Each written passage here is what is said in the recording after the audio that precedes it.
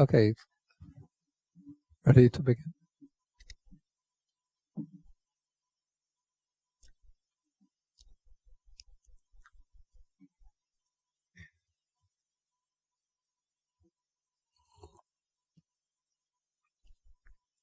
Okay, so we'll start with the homage to the Buddha.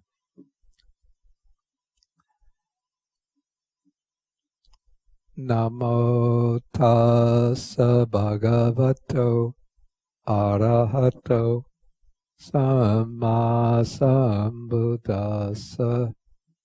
Namo tassa bhagavato arahato samma sambuddhassa. Namo tassa bhagavato arahato samma sambuddhassa. Okay, this is May 25th, 2013. Okay, good morning, everybody.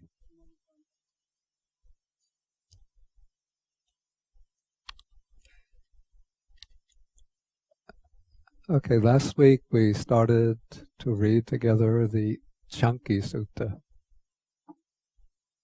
which it's titled The Discourse with Canki, but actually, as we see, the brahmin named Canki plays a rather, say, preliminary role in the sutta. And so, at the beginning of the sutta, Canki, the Brahmin Canki, together with a group of other eminent Brahmins, decide to go to see the Buddha, who is living near their town. When they arrive, they find that a young Brahmin student named Kapatika challenges the Buddha with a question about whether he believes the claims that are made by the teachers, the Brahmin teachers, whether he would believe that only this is true, anything else is wrong.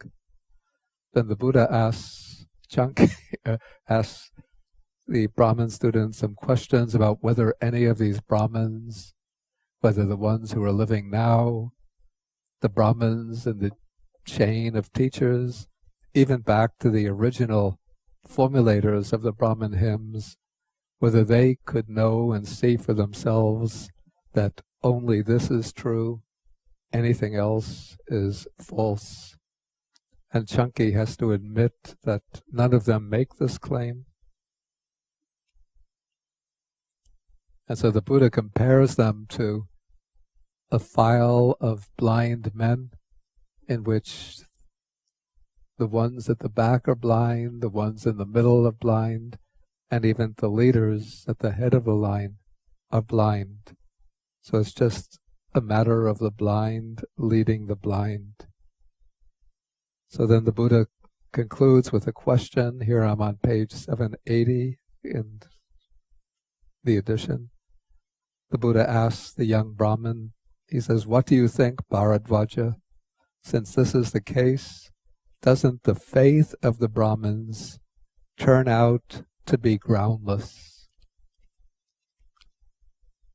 And so they have a faith which is just based upon each one is placing faith in earlier teachers, but none of them see the truth for themselves.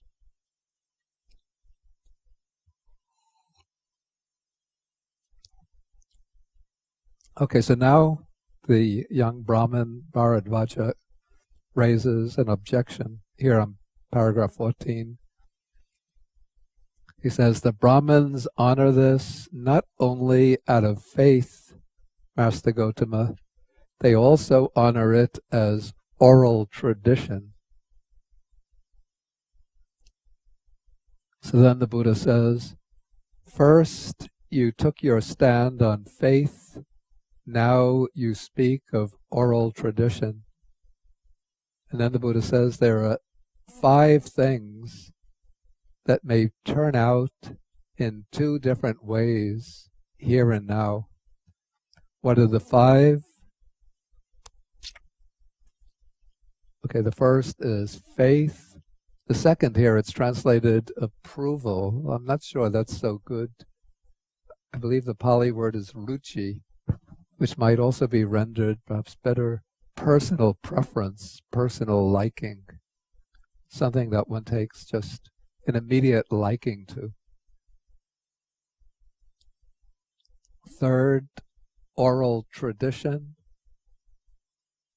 Then reasoned cogitation, and then reflective acceptance of a view.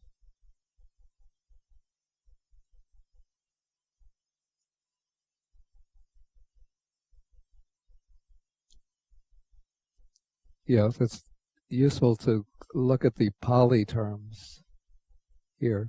If you look on page 1300 at note 884, we have saddha, which is what's translated as faith. And now saddha plays also an important role in Buddhism, that the Buddha speaks about saddha as being was the first of the 5 spiritual faculties, the first of the 5 powers. And when he gives a comprehensive exposition of the stages of the path, he begins with somebody gains faith in the Tathagata. Elsewhere, the Buddha says that faith is the seed of all good qualities. So the problem is not with faith itself, but rather sometimes with extravagant claims that are made based on faith. Okay, the second one is in Pali, ruchi, which, as I said, is perhaps better translated as preference or liking than approval. Then the third, anusava, comes from the root here, or the stem is the word sava, which means listening or hearing.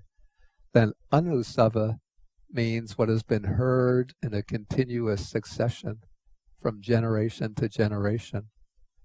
And usually this word, is there some problem with the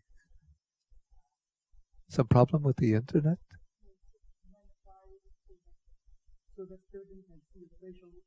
Okay.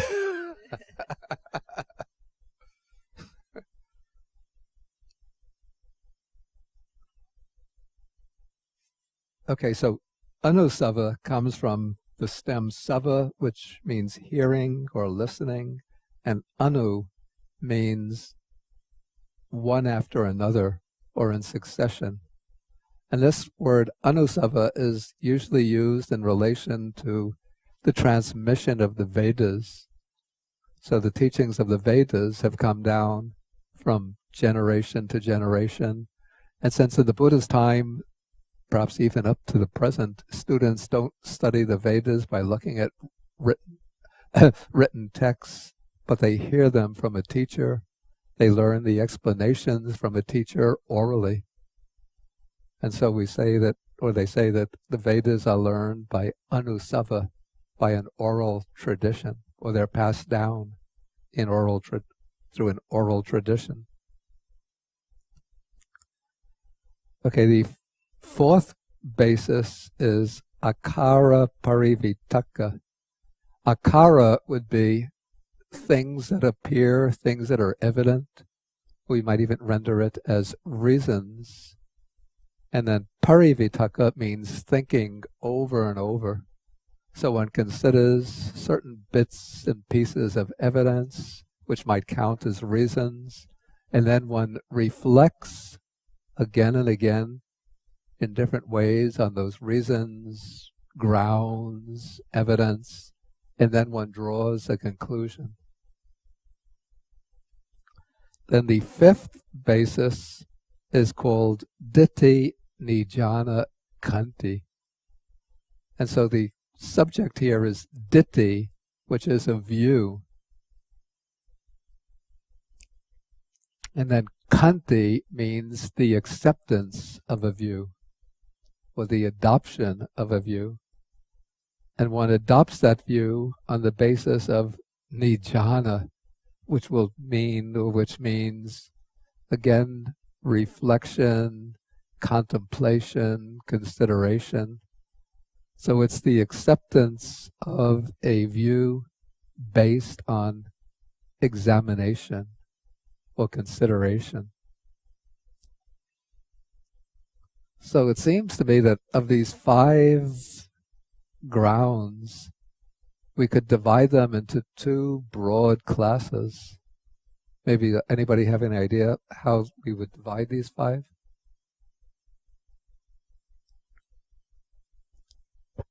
What would be the 2 classes?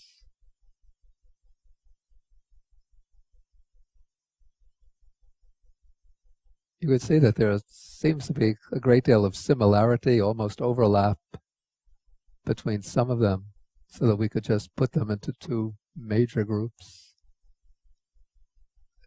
Yeah, please.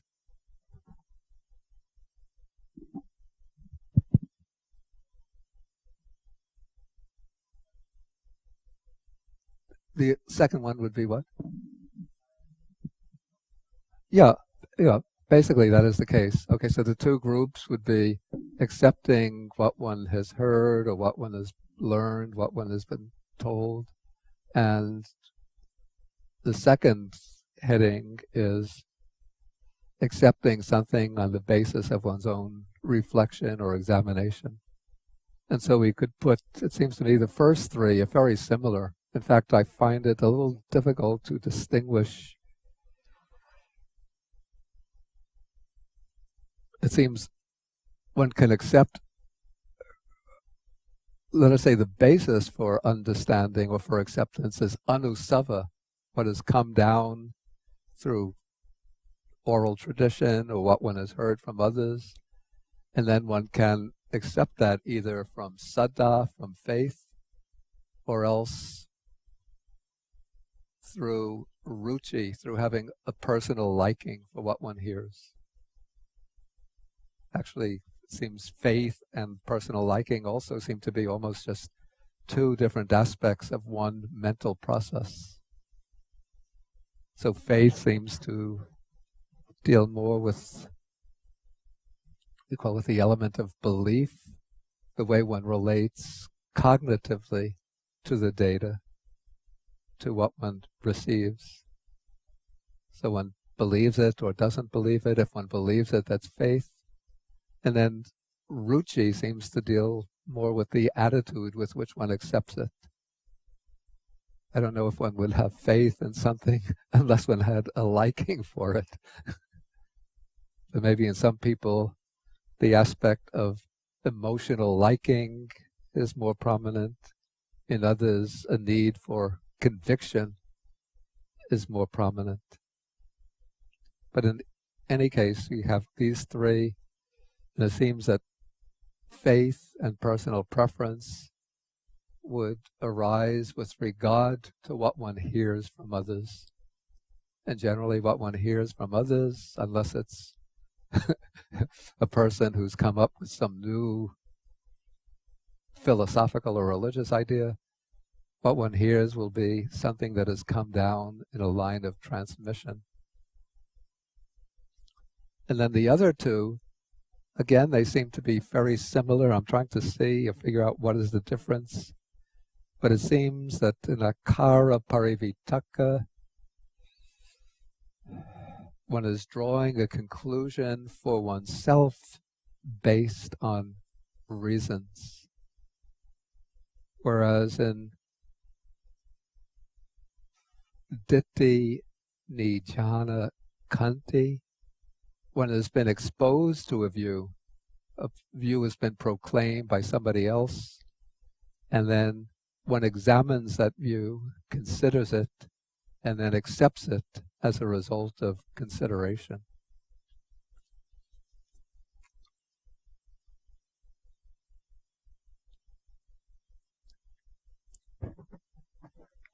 And so if we want to put these 5 reasons into 2 broad categories, we can call one acceptance based on faith, and the second category acceptance based on reason.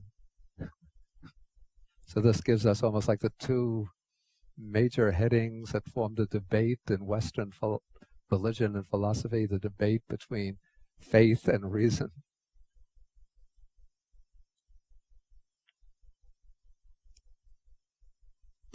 Okay, but here the Buddha is taking them as 5 different sources for a claim to truth.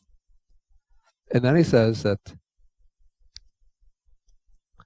these 5 things might turn out in 2 different ways.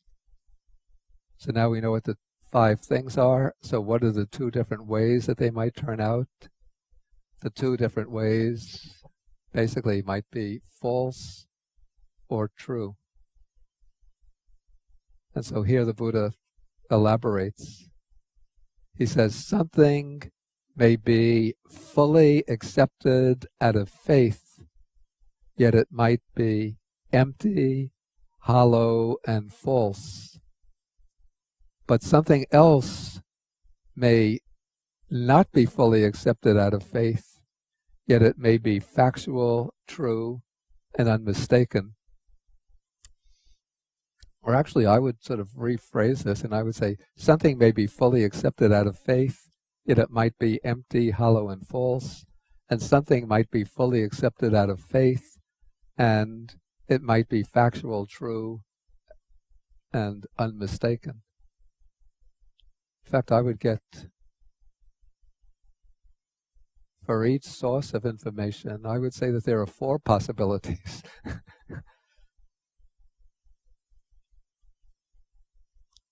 Maybe we map these out on the board.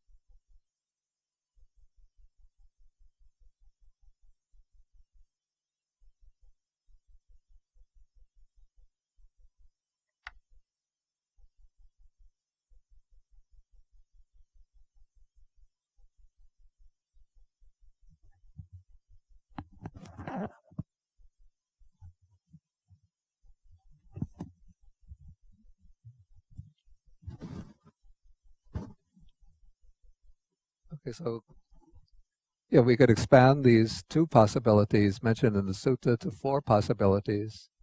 Somebody has faith in something, but their faith might turn out to be, it could be true or it could be false.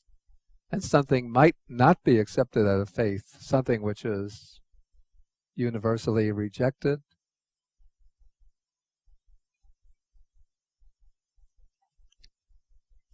And it might be true, it might be false.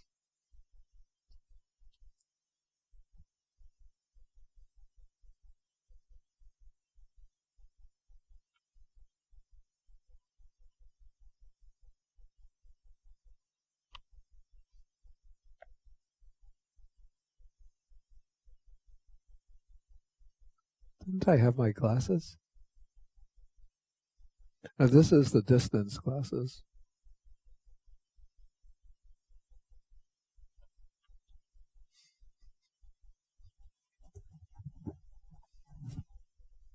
Oh, here they are.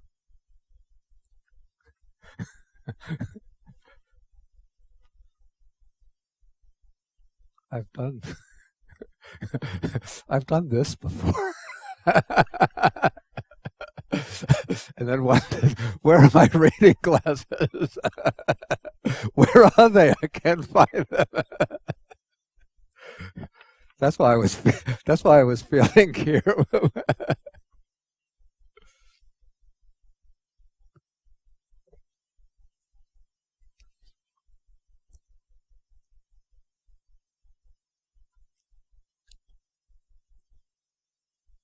Okay, so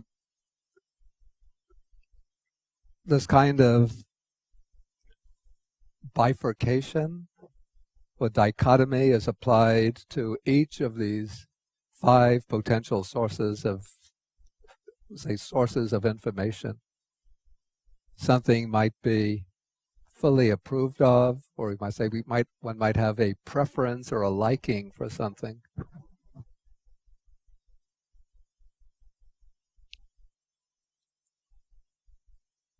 And it might be empty, hollow, and false. But again, there might be something one is indifferent to or that one dislikes, and it might be true. Okay, in terms of oral transmission, something might be transmitted very accurately from generation to generation. So the Brahmins have fantastic, or at least some of them have fantastic capacities for memorization. So they transmit the Vedas impeccably from generation to generation. Whereas the transmission of the Buddhist texts has been maybe many more flaws in the transmission of the Buddhist texts. So that we get many different readings and different lines of transmission. Okay, then reasoned reflection. Something might be well reflected upon, but it might turn out to be true. It might turn out to be false. So somebody's reasoning might be, again, impeccable, very, very tight, cogent reasoning, but if they're starting from wrong premises, or sometimes it could introduce a little slip a little bias into the reasoning, which will distort the outcome. So what's well reasoned might turn out to be true, it might turn out to be false. And then a view that is reflected upon might turn out to be false, or it might turn out to be true. And so the Buddha then comes to the conclusion, he says, since this is the case, it isn't proper for a wise man who preserves truth to come to the definite conclusion, only this is true, anything else is wrong or false. Okay, so here the Buddha is concerned with sort of the theme that's introduced here is the preservation of truth. How does one respect the truth? And so the Brahmin Bharadvaja picks up on this and says, in what way, Master Gotama, is there the preservation of truth? How does one preserve truth? I'm asking about the preservation of truth. So it seems to get his question across. You'll see that he does this with each issue that he brings up. He phrases the question in 3 ways. I don't know why he has to use these 3 variations on the same question. Okay, so now the Buddha answers, so if a person has faith, he preserves truth when he says, my faith is thus, but he does not yet come to the definite conclusion, only this is true, anything else is wrong. In this way, there is the preservation of truth. In this way, one preserves truth. In this way, I describe the preservation of truth. Okay, so to give examples, since I'm a Buddhist, I accept the teaching of rebirth. I accept that rebirth works, that rebirth is governed by the law of karma, that people are reborn on the basis of their actions. So it's a teaching that makes sense to me. And since I know that it comes from the Buddha, and since I follow the Buddha, I place faith in this teaching. So if anybody asks me, is rebirth true? Is rebirth false? Is there karma, not karma? I'll say, according to my belief, I accept that there is rebirth. I accept that rebirth is governed by karma.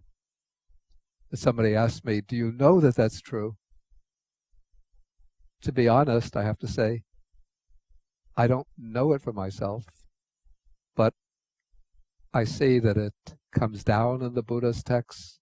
It comes so often, stated in so many different ways, explained in so many different ways, that I also believe that it was taught by the Buddha himself. And I have faith or trust that the Buddha, when the Buddha taught about rebirth and the workings of karma, he did so on the basis of his own direct experiential knowledge.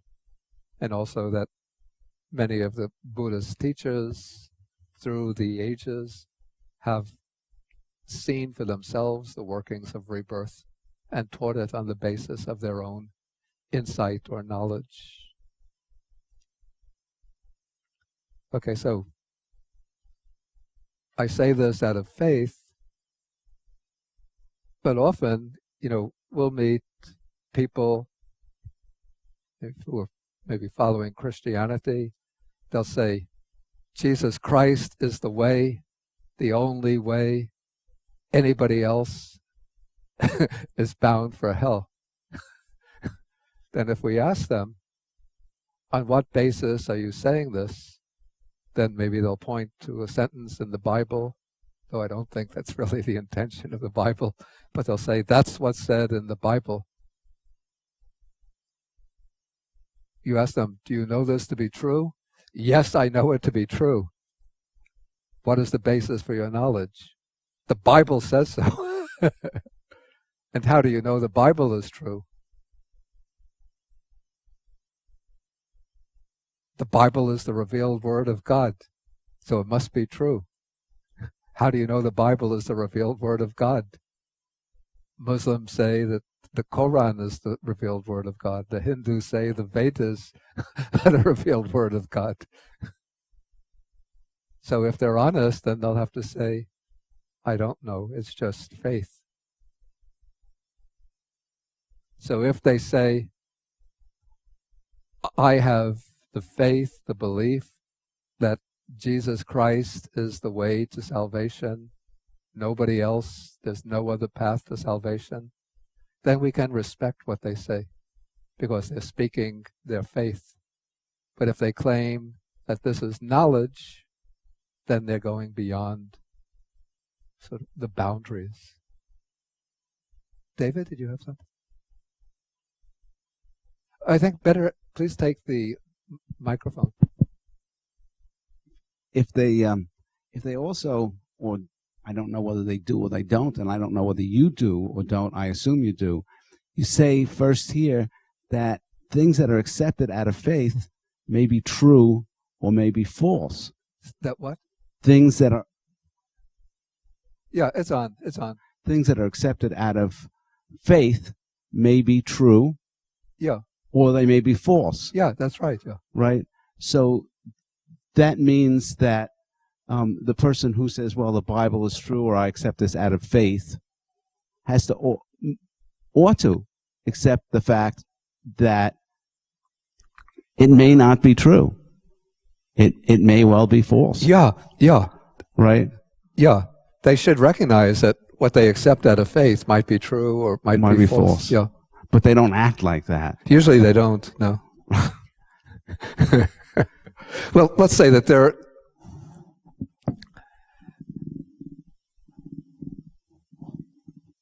maybe many mainstream Christians would have that kind of attitude, that this is what I accept out of faith. It might be true, it might be false, but I have faith in it. But there are certain types of, really fanatical Christians who'll say, this is true. It says so in the Bible, so this is true. So I know this because it said so in the Bible. But they don't recognize or admit that they're accepting it out of faith.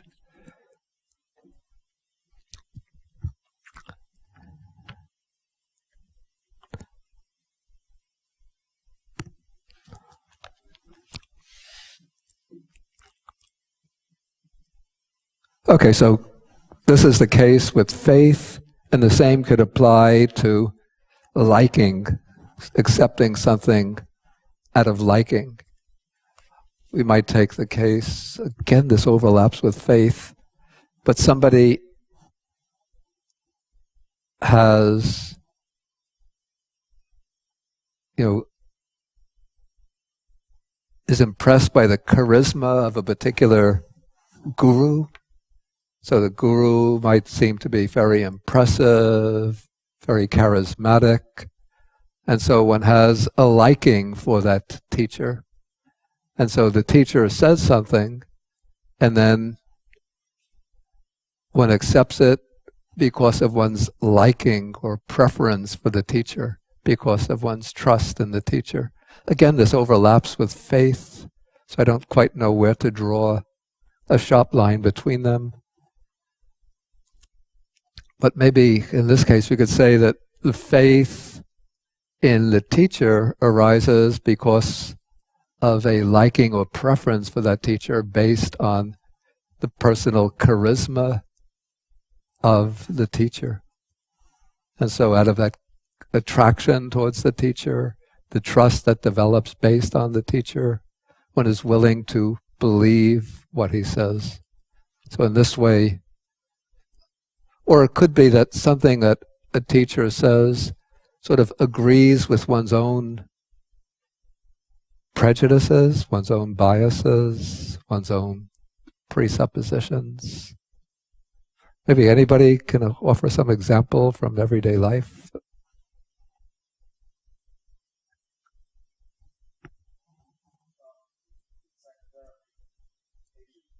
Yeah, again, it's good. Please take the microphone if it's safe. Can you hear it now? Is that better? Yeah. In psychotherapy, the patient believes what the therapist says because he has faith in who the therapist is and what the therapist represents. Yeah. So you're accepting it on the basis of on the basis of who's saying. Yeah. This is in the case the therapist would be telling the patient things about his personality or right. Things about... You are afraid of this because... Yeah. And then make some explanation of the person's fear, and the person accepts it. Okay, but I'm thinking more in the realm of sort of religious or spiritual teachings. You're wrong. Please take the microphone. I actually am not giving you an example here. I don't think the microphone is working. It's working. It's working. Okay. I think there is a difference between, if it's a religious faith, it has to be absolute by definition. Otherwise, it's not religious faith. You can't say a Christian, do you have faith in God? And the Christian say, I have faith in God, but the faith may be true, may not be true. That's not religious faith. But if I have faith in the teacher, it's the confidence. I think this is the reason why you translate the same word, pasa. The word, it can be translated either faith or confidence. I have confidence in Bande, yeah. But that's different from having an absolute faith in Bande. Right? So I actually think there is a difference here. I actually think the argument is very weak. If I have religious faith, at first I am going to tell you this is true. Why? Because I know it is true. Otherwise, I don't have faith. If I can say it may be true, it may not be true, then you don't have faith.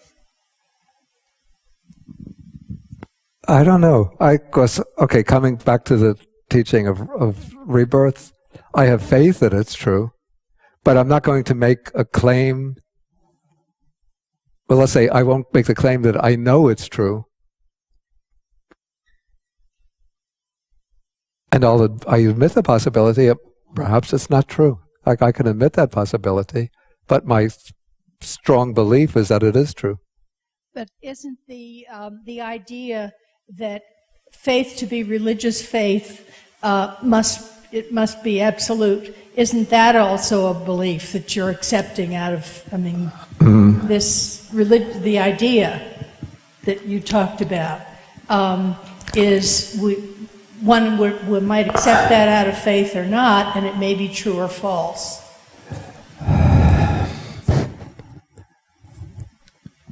Yeah, I would actually dispute the idea that religious faith must be absolute. Or at least from a Buddhist standpoint, there's sometimes what's called provisional faith, a distinction made between provisional faith and absolute or unbreakable faith. And the absolute provisional faith is the kind of faith that one has in the earlier stages of the practice, where one accepts certain things on trust from the Buddha as a basis for practice. But then when one reaches a certain point in practice, well, then one does get an insight into the truth, and then on that basis, one gains unbreakable faith. So that is a kind of faith which is based on insight or personal. So it's no longer purely belief. Did you? Yeah, I was just going to say, if someone says, I believe this, and they can show why, like you said, rebirth, because there's so much evidence and teachings in the past that have to do with rebirth. And so, and sometimes with rebirth, when I was a Christian, people say when you die you either go to heaven or hell, but that means you have to be reborn in heaven or hell. So there is some kind of rebirth. Yeah, of course, yeah. So I think so I think if you say I believe in something, and you can say well, you can show why, and you show like, okay, look at this, and you can point to things that show that it is more likely true than not. I think that's Yeah, that is. It's like a way of finding grounds for faith. Right. In which case there seem to be shades between these 5 different sources of belief or information. Right. So that when one is considering something, often one will reflect on the reasons for or against it. Mm-hmm. And then after a certain amount of consideration, then one will place faith in it. Yeah. So it's not that faith takes place in a complete vacuum. Yeah, and I guess if someone says, I believe in this just because,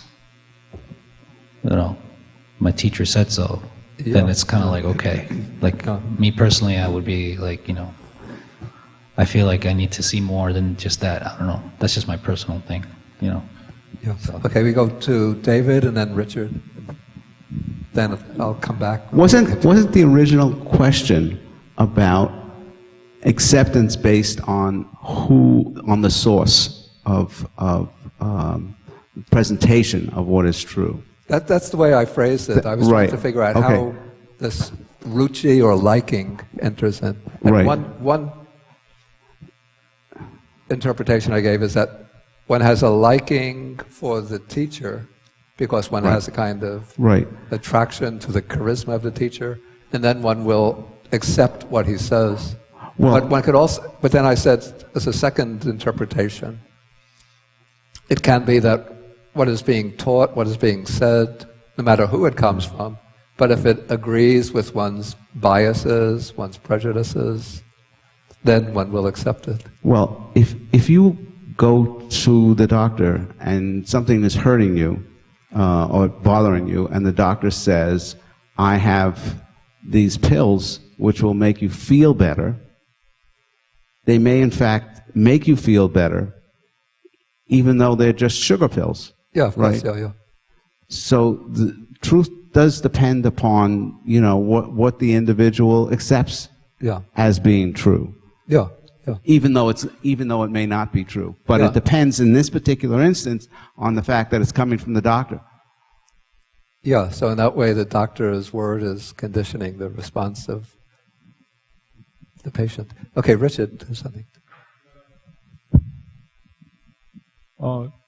Charles Sanders Peirce has a version in the Four Means of Fixing Belief, in which the terms that he uses are tenacity, which clearly corresponds to approval, that is personal preference, as I believe it.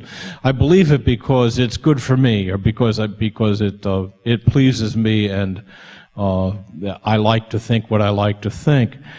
Secondly, authority, where people realize that other people are at least more powerful than they are, whether or not they're more likable, right? And so agree to the authority of someone who's superior in some way. And third, reason, by which he means a priori reasoning, and which doesn't necessarily refer to something in the world, but the kind of principle of the Enlightenment. And third, scientific method, where he means applying reason to reality by testing it, and it's a communal process again, right? And so, in these five things in that format, I think would be that approval is what Peirce means by tenacity. Mm-hmm. Oral tradition is certainly what he means in this context by authority. Mm-hmm. And faith is a kind of intermediate term between approval and oral tradition. It's what makes one willing to agree to oral tradition, the personal approval one gives to oral tradition. So it's a transitional term in Peirce's way of thinking about this. The reason cogitation clearly refers to what he means by reason, right? And the reflective acceptance of a view is something which is kind of between reason, apparently, and what he means by scientific method. It's not the full scientific method, because it's not a matter of clear experimentation and discussion of reproducible results and all of that, but it's sort of on that way, and it's not just thinking about a single proposition, but apparently a number of different ways of viewing one thing, right? Of viewing a particular question, and so it's a kind of precursor of scientific method, I think. But I think that's how the things would line up in the two Yeah, so it seems to me ways that of thinking. Yes. Akara Parivitaka, the fourth one here, it's not purely a priori reasoning, but Akara seems to mean things that appear. So it seems to be based on bits and pieces of evidence, but then one reflects on those things that one observes and then reaches conclusions, which may or may not be valid. Right. Okay, but I want to move on now. So. Okay.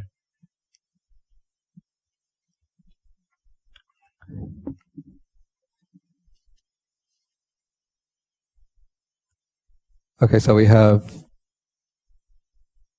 we have approval or preference, oral tradition, reason cogitation, reflective acceptance of a view. So again, in each case, we're just taking the last one preserves truth when one says, my reflective acceptance of a view is thus, but he does not come to the definite conclusion, only this is true, anything else is wrong. So I would say that the general conclusion or generalization that one can make from this passage is that one preserves the truth when one states the source of one's belief. Well, let us say one states the content of one's belief, one states the source of it, but one doesn't jump to the conclusion that what one believes is definitely and infallibly the truth. Okay, so then the Buddha, in a way, he's leading Bharadvaja on with the concluding sentence of this paragraph. He says, in this way, there is the preservation of truth. In this way, one preserves truth. In this way, we describe the preservation of truth.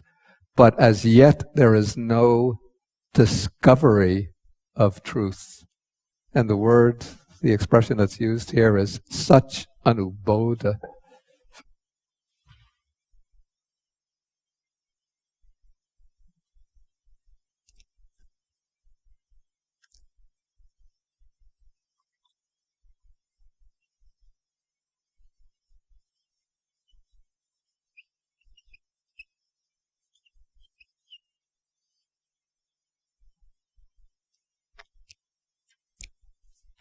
So satya is the truth, and then anubodha it's based on the stem is bodha, which means understanding, awakening, realization, but here discovery. And so that anubodha would imply a direct personal insight into the truth. And so when the Buddha says this, then it, in a sense, it elicits from Bharadvaja the question, how, Master Gotama, is there the discovery of truth? In what way does one discover truth? I'm asking about the discovery of truth. And so now the Buddha is going to describe the whole process or approach to realization that takes place in his own teaching. Okay, so he says, here, Bharadvaja, a bhikkhu may be living in dependence on some village or town.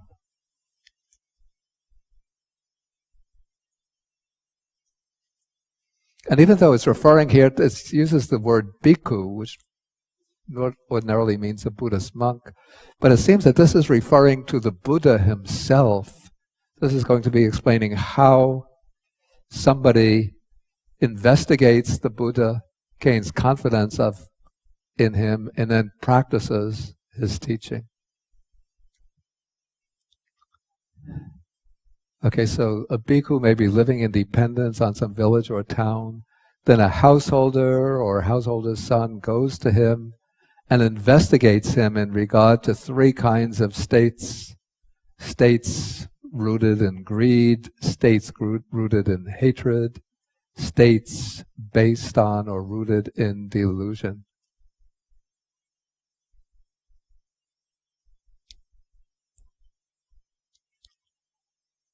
And so he does so with the question in mind, in this venerable one, this teacher, are there any states based on greed, based on hatred, based on delusion, such that not knowing, he might say, I know?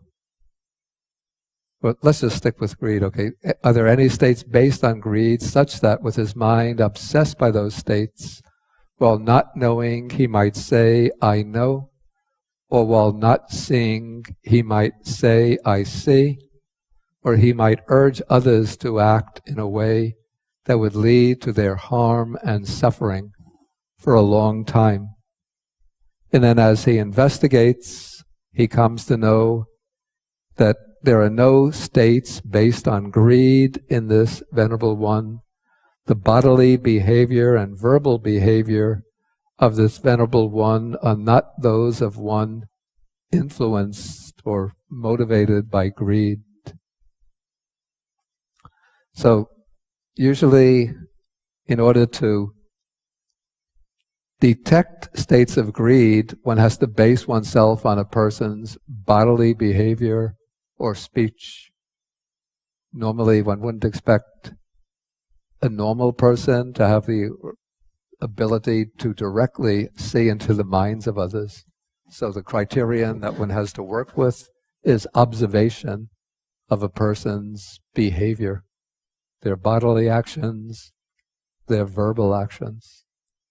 So if the teacher says, give to me, give me a lot of donations, then you could see that it's manifesting greed. Or if when a lot of food is put out for him, of course some people have different physical needs, but if you see that he's constantly eating more than a normal person's capacity and going especially for delectable foods, well then you could see that there's some greed for taste present. And so this is setting very high standards, so you shouldn't think that I'm going to examine every Buddhist monk or Buddhist nun in this way. Then if you see that there are little traces of greed or anger, therefore you come to the conclusion that this person is a hypocrite, or that the Buddha's teaching must be wrong. But you could just see that ordinary monks and nuns still have human faults, and so one could just accept their faults, but judge on the basis of their intention, the direction in which they're steering themselves. But here, it seems one is actually seeking out a spiritual teacher. And my supposition is that this text was originally formulated with reference to the Buddha himself. Somebody examining the Buddha with the question whether he's worthy of trust.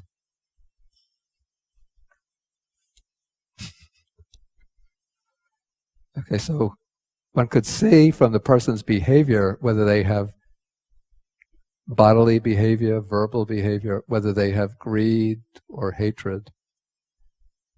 Whether they have delusion, that's very difficult to tell from the bodily behavior. But if a person puts one pair of glasses over another,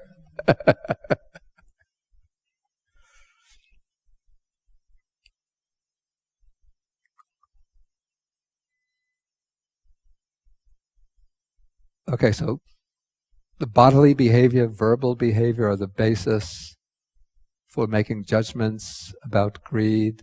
Then the second criterion is the teaching that that person teaches. And so one hears the teaching, and then the one who's examining comes to the conclusion that the Dhamma that this Venerable One is teaching is profound, hard to see, hard to understand, peaceful and sublime, unattainable by mere reasoning, subtle to be experienced by the wise. So this kind of Dhamma is not easily taught by one affected by greed.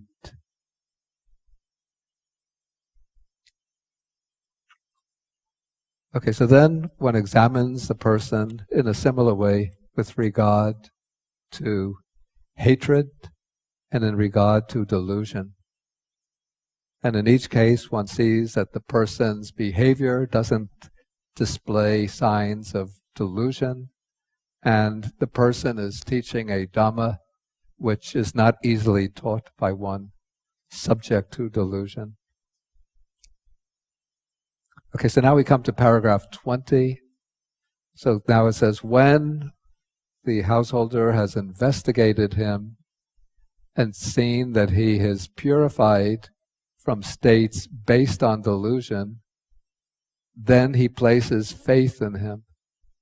But one has to say also that there's something a little bit circular here, that one places faith in him, and what is the subject of that faith that one is placing in him?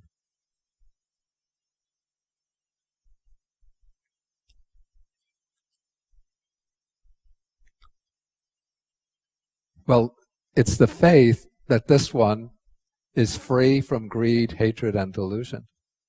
Because again, this is something one can't know definitely for oneself, but it's an inference that one draws based on the person's behavior.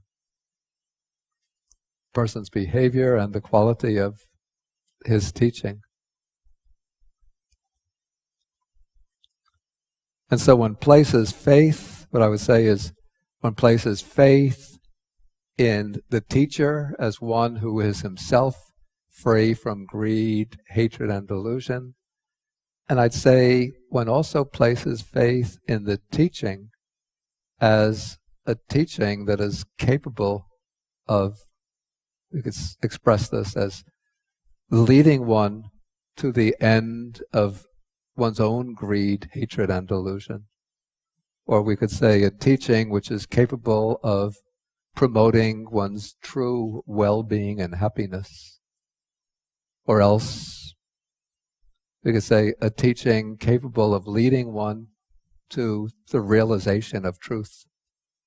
So we could put this in a number of ways, but it seems as important to clarify exactly what one is placing faith in. Faith, the way I see it, one places faith in the teacher and faith in the capacity or potential of the teaching. Anybody else have something to say about that? To add to this? Okay, then we'll continue. Okay, so when one has done this investigation and placed faith, then I'm in section 20 now. Filled with faith, one visits him and pays respect to him. This is the traditional Indian way of receiving teachings from a spiritual teacher. One doesn't, ask what are the books published by this teacher, because teachings were not, there were no books on spiritual teachings. But one will hear the teacher maybe give public discourses, and now if one wants to get personal teaching from the teacher, one will go to visit him personally. And when one visits the teacher, one pays respect to him with a humble mind, because it's said in Indian tradition that the humble mind is like an empty cup which can receive water or tea, whereas a mind which is proud, somebody full of their own ideas, arrogant, conceited, they come to see a teacher, and usually they're coming just to argue, to debate, and so they're coming with a mind which is already filled with water. Like a cup filled with water, if you pour water into it, the water will just overflow. So you pay respect, then pay respect, one gives ear, which means one might pose some questions, or just ask for some advice, some instruction. Then when the teacher speaks, one gives ear, and by giving ear, it says he hears the Dhamma. Having heard the Dhamma, maybe he memorizes it, is a little strong, better. He retains it in mind. It doesn't mean that you are immediately memorizing the way you would memorize a poem, but you have to retain or preserve the teaching in mind so that you'll be able to sort of take it home with you in order to investigate it. So when he has retained the teachings in mind, then when he leaves the teacher and goes back into his own residence, he examines the meaning of the teaching. So he'll reflect on the teaching, examine it from different points of view, consider whether this is cogent, that is cogent, whether it's coherent, whether the teachings hold together, whether they're valid or applicable in terms of one's own life. And so then, as one is examining the meaning, then at a certain point, one gains what is called here a reflective acceptance of those teachings. This is Dhamma Nijjhana Kanti.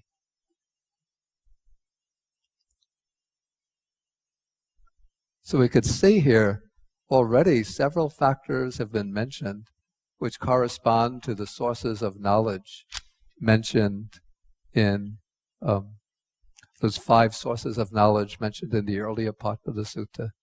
We see that when the disciple is approaching the teacher, he places faith in him. So we have faith as, say, a source of knowledge.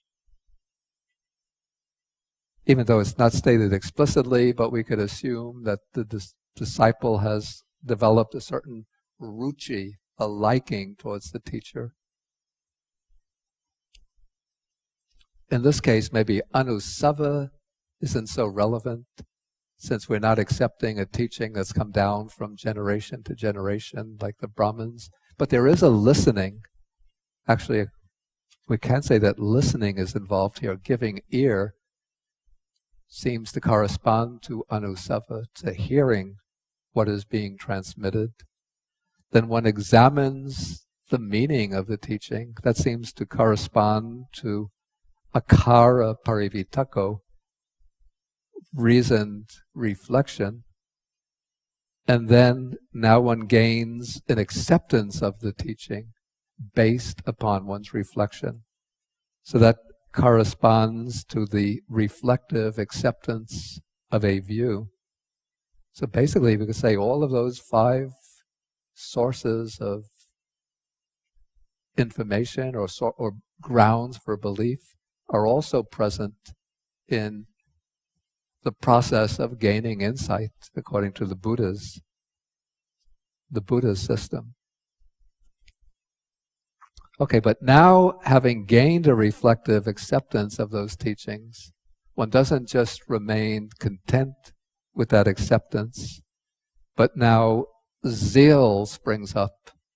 Or actually, I prefer the word chanda. Well, the Pali word is chanda. I prefer to translate this desire. This would be a desire to attain the goal, or a desire to experience the truth of the teachings. Okay, so when zeal springs up, then one applies the will, or one makes an effort, one exerts oneself. Then, exerting oneself, one scrutinizes. And there's a question, what is the difference between scrutinizing and examining the meaning? According to the commentary says, he investigates things in terms of impermanence and so forth. So in terms of the 3 marks of impermanence, suffering and non-self, or in terms of dependent origination. And then I ventured the opinion here that says that this stage seems to be that of insight contemplation. So it seems that in the stage of examining the meaning, one is tackling the teaching intellectually with using one's powers of reasoning to examine the teaching. But at the stage of scrutinization, one is not so much scrutinizing the teachings themselves, but rather scrutinizing one's own experience, using the teachings, the Dhamma, as a guideline to investigation. Okay, so then it says, having scrutinized, he strives.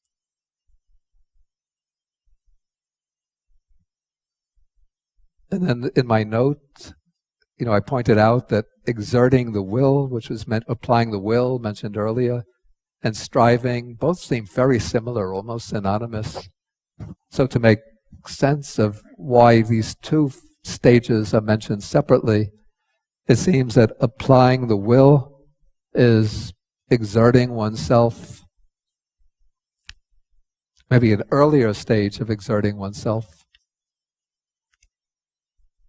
I say that it can be understood as the exertion prior to insight contemplation, whereas striving would be the exertion that matures or develops insight.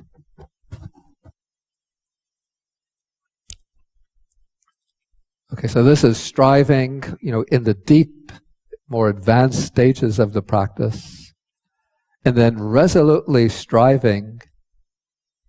Here the text uses an interesting expression. It says, he realizes with the body the supreme truth, and he sees it by penetrating it with wisdom. So the supreme truth here is parama satya, that is the ultimate truth, which is not truth as a proposition, but this is nibbana or nirvana, which is the unconditioned element, the deathless element. And it's said that he realizes this with the body, kayena sachi karoti. And what's meant by the body here, or at least the way I understand it, it's not that the physical body realizes nirvana, but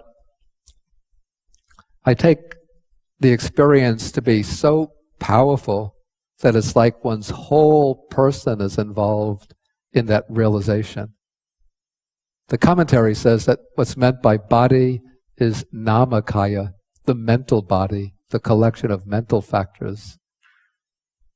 But to my mind, that seems to dilute the full meaning, or to weaken the full meaning of the expression.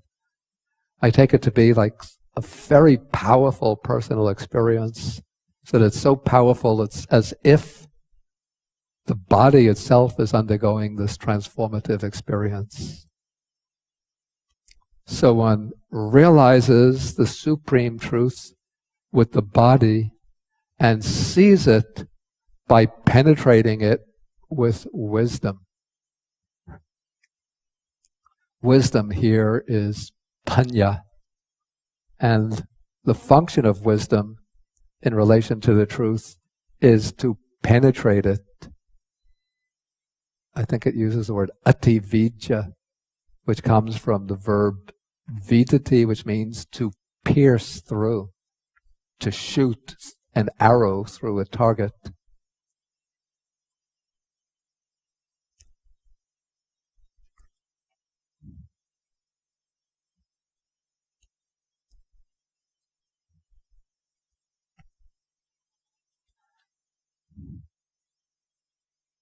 And so then the Buddha says, in this way, Bharadvaja, there is the discovery of truth. In this way, one discovers truth. In this way, we describe the discovery of truth. But as yet, there is no final arrival at truth.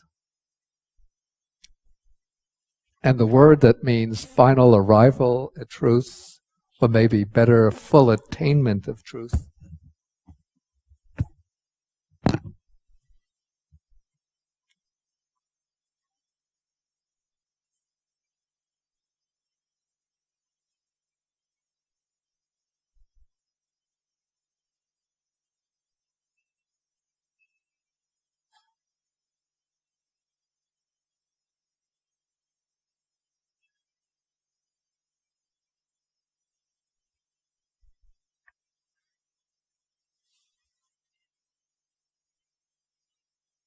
this is such anupatti.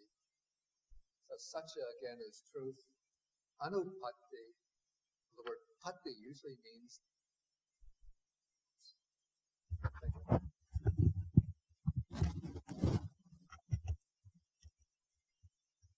Okay, so in such anupatti, okay. Yes, satya is truth, then anupatti, well, it's based on the stem is the word patti, which means attainment. In Sanskrit, prapti. Anybody know Sanskrit? The word prapti is quite common in Sanskrit philosophical literature. It becomes in Pali patti, anupatti, similar in meaning. So it's the attainment of truth. And it's not quite clear, the sutta doesn't explicitly distinguish what is the difference between discovery or penetration of or understanding of truth and the full attainment of truth or full arrival at truth. Somehow one believes that there must have been some fuller explanation at the time of the discourse of the distinction between these ideas, and it was just sort of left tacitly understood for us to figure out. The way I would understand it is by reference to, of the 4 stages of awakening, 4 stages of enlightenment. So we have the first stage is the stage of stream entry, or sotapatti.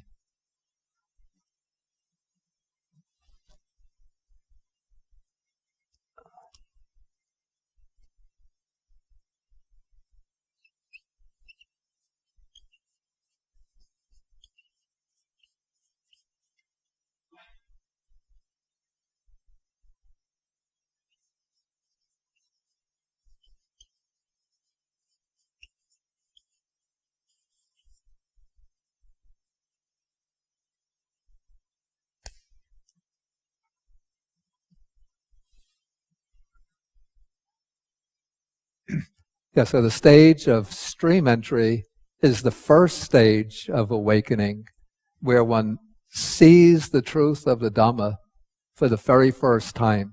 One sees the 4 Noble Truths completely.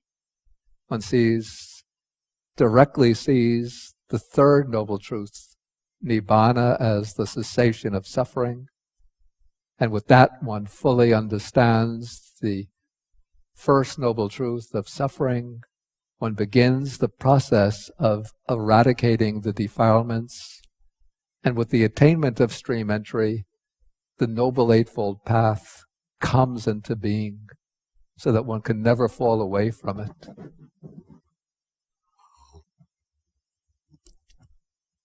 So the stream enterer is one who has seen the truth of the Dhamma, realized the ultimate truth, but has not yet reached the end of the path. The stream enterer still has to continue cultivating the factors of the path. As he cultivates, he'll reach the 2nd stage called once returning. At the stage of stream enterer, one can never fall away, but one is subject to at most 7 more rebirths, either in the human world or in the heavenly realms. So to reach the end, to reach the final goal, one still has to cultivate further. So the stream enterer will continue to cultivate. As he cultivates, he reaches the stage of once returning, where he's bound to return only one more time to the human or heavenly realms. Then the stage of non-returning, the 3rd stage, where he doesn't return to the human realm or to the lower heavenly realms, but he'll take rebirth in one of the super divine realms and reach final liberation there. But if he goes further, then he reaches arhatship, which means the eradication of all the defilements, the complete understanding of the truth and eradication of all the defilements. So I would understand the distinction between the discovery of truth and the full arrival at truth to be the distinction between stream entry and arhatship. Okay, so the sutta goes on. The young Brahmin asks,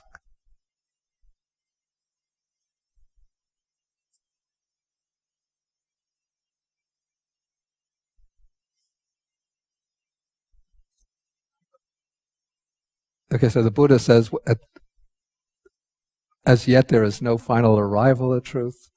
So now the young Brahmin picks up on that statement of the Buddha and asks, in what way is there the final arrival at truth? In what way does one finally arrive at truth? We ask Master Gotama about the final arrival at truth. And so the Buddha doesn't add anything new here, but he says the final arrival at truth occurs through the repetition, development, and cultivation of those same things. In this way, there is the final arrival at truth, and so on.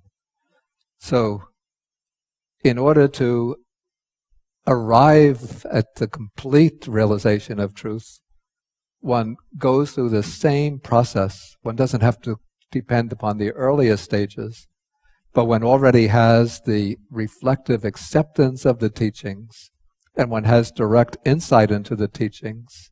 And so what one has to do is continue to strive resolutely, scrutinizing or examining things with the insight that one has already acquired. So one goes on striving diligently, using the insight wisdom of insight into impermanence, suffering, and non-self. And then as one cultivates those factors again and again, the insight cuts deeper and deeper until one reaches the ultimate attainment.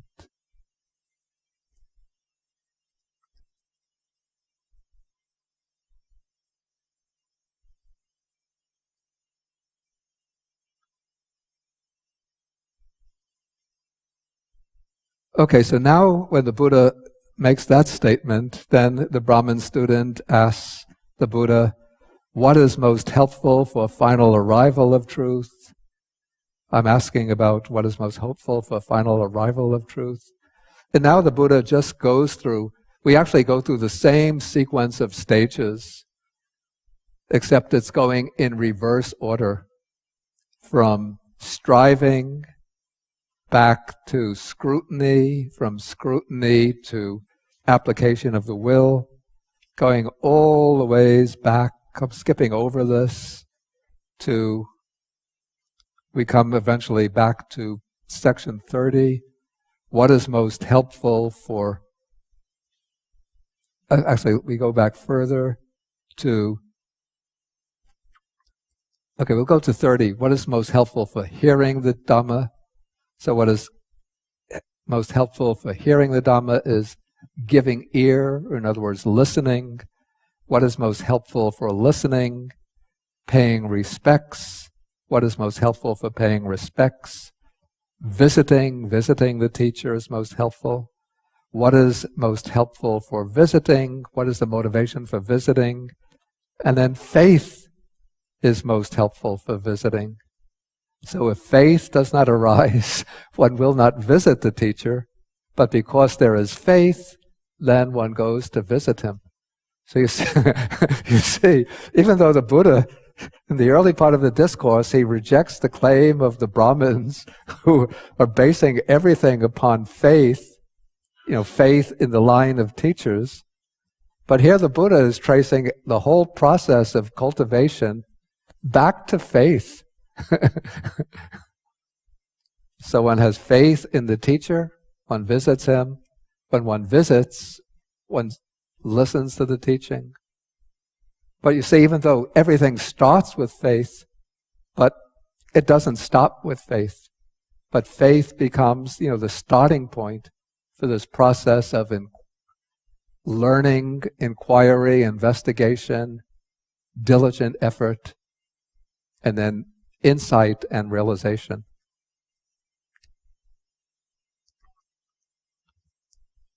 Okay, now paragraph 34, interesting paragraph. So the Brahmin student now says, we asked Master Gotama about the preservation of truth, and Master Gotama answered, and I accept his teaching and I'm satisfied. Then we asked Master Gotama about the discovery of truth, and the Master Gotama answered, and I'm satisfied. Then we asked Master Gotama about the final arrival at truth. He answered, and I'm satisfied with his answer. We asked about the things most helpful for final arrival at truth, and Master Gotama answered, and I'm satisfied with his answer. And now he admits, he says, formerly, Master Gotama, we used to think, who are these bald-pated recluses, these swarthy, menial offspring of the kinsman's feet, that they would understand the Dharma? So, in making that statement, he's expressing a view of the samanas widely held by the Brahmins. I think last week I spoke about how there was this, almost at times, a kind of rivalry or an antagonism between the Brahmin community and the culture of the Shramanas, the world renouncers, the ascetics. And so the Brahmins spurned, even despised, the Shramanas, because the Shramanas rejected the authority of the Vedas. They observed celibacy, which the Brahmins didn't, and they didn't acknowledge the class system which the Brahmins were trying to impose. And so here, young Bharadvaja is showing the kind of attitude that the Brahmins had. They would think about the Shramanas as baldy heads, as just being offspring of the kinsman's feet. Now the word kinsman, the word that's translated kinsman here is bandhu, and that is referring to Brahma, who is considered the all-powerful creator gods. And according to the Brahmins of this period, when Brahma created the world, he created the 4 social classes from different parts of his body. He created the Shudras, the workers, the laborers, the servants, the working class from his feet. He created the Vaishyas. The Vaishyas were the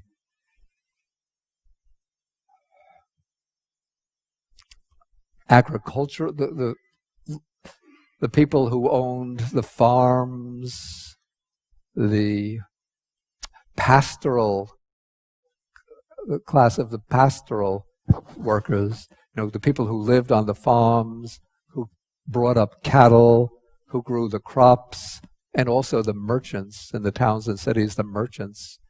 They emerged from the legs, the thighs of Brahma. The Kshatriyas, according to the Brahmins, emerged from his chest. Of course, the Kshatriyas, those were the rulers, the administrators. So they came out from his chest and his arms. Of course, they exercised political power. So the chest and the arms represent power and capacity. But the Brahmins, they say, came forth from the head of Brahma, especially from his mouth. And the Brahmins also said the Bharadvaja clan I think, was regarded like the elite among the Brahmins. So they came forth from the crown of Brahma's head. But the Shramanas, the ascetics, they say come forth from the bottom of the feet of Brahma. So they're even lower than the Shudras, according to the Brahmins. So he's saying, admitting here, formerly that was my belief. But now he says, Master Gotama has inspired in me love for Shramanas, for ascetics, confidence in recluses, and reverence for recluses. And then he makes the profession of faith and says that I go for refuge to the Buddha, Dharma, and Sangha. From today, let Master Gotama remember me as a lay follower who has gone for refuge for life. Okay, and so this is the sutta. If there's any questions or any comments on what we've covered so far, well, we've covered the end of the sutta. Comments on what we've covered? Yeah, Richard. I take it that is a paragraph 34 is a summary of the steps here, and I can see the discovery of truth is in paragraph 16 to 20. Final arrival at truth is paragraph 21, and the things most helpful for the final arrival are 22 to 33. But I don't identify the preservation of truth. It's obviously before 16, but I'm not sure how much he actually says about it. And secondly, I have trouble finding the reverse order from paragraphs 22 to 33. That is, those 12 things should also are in reverse order earlier. Is that right? Wait, first let's take the question about the preservation of truth. Yeah, the preservation of truth comes in paragraph 15. That's where the Buddha says that one who has faith preserves. Yeah, just 15 or 15. Yeah, just 15. Yeah, only 15. Just 15. Okay, fine. Yeah. And so. And then the second question was. The second one is you were saying that the paragraphs 22 to 33 are the reverse of the earlier order. Right. But where is that earlier order? What paragraphs or what sutta are you referring to? It's the order that begins... Where? Yeah, with 20. 20. It begins with 20. He places faith in the teacher that he's investigated. And then it continues up through... Well, actually, all of his steps come here, up through resolutely striving. Then by resolutely striving, then he realizes the supreme truth with the body and penetrates it with wisdom. Okay. So everything is in paragraph 20, all of those steps. Okay, thank you.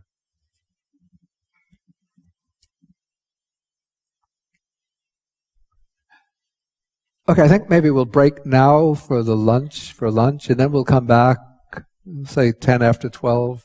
Then we can have some more question and answer or discussion. Okay, so let us end with an act of faith by sharing the merits with the Devas, the Buddhas, and the Nagas and other beings.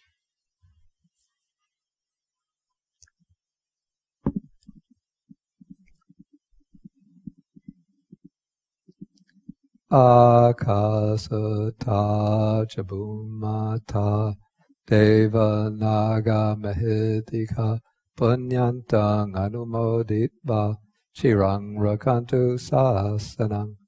Akasata Jabhumata Deva Naga Mahidika Punyantang Anumoditva Chirang Rakantu Desanang. Akasata Jabhumata Deva Naga Mahidika Punyantang Anumoditva chirang rakantu mang parang. Etavatacham hehi sampadang punya sampadang. Sabbe devanumodantu sabba sampati siddhya. Etavatacham hehi sampadang punya sampadang. Sabbe bhutanumodantu sabba sampati siddhya. Etavatacham hehi sampadang punya sampadang. Sabbe satanumodantu sabba sampati siddhya. Bhavagupadaya vichiheta to etantare satakayupapana rupya rupicha sanya sanino dukkha pamuchantu pusantu nibuting.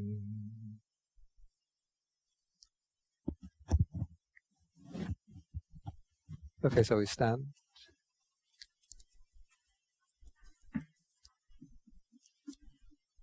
Oh, yeah. Next week we have the class. I think it's on suttas number 97 and 99, part of 99, on the Brahma Viharas.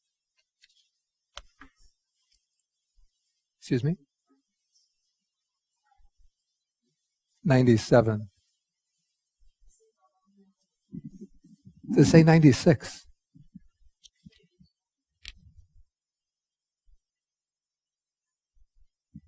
This morning I would have sent the email about today's class.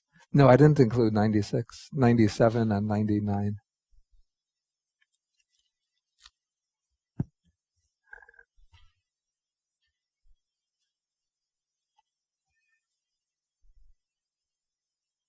Okay, so 1,